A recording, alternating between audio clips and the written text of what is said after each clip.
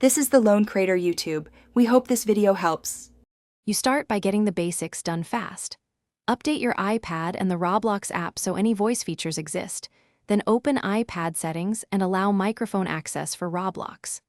Next, open Roblox account settings and complete any age or identity verification the platform requests, because voice chat is gated by account status.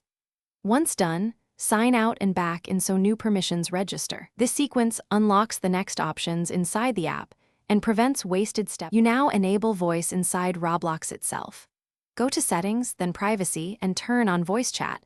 Make sure you accept any microphone prompt that appears, because the iPad and app permissions both must be active. Once enabled, join an experience that supports voice. Some games require an in-game push-to-talk key or a separate toggle. If you don't hear anything, reopen the game, check the in-game audio menu, and test your microphone with another app to confirm the hardware works. You finish by verifying everything works and fixing common failures.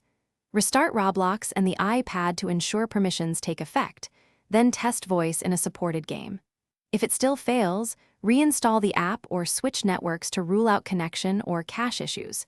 Make sure parental controls or screen time aren't blocking microphone or Roblox. Key troubleshooting tip: if nothing changes, rerun the in-app verification flow. Many voice blocks come from unverified accounts, so re-verify. Thanks for watching. Consider subscribing if we helped you.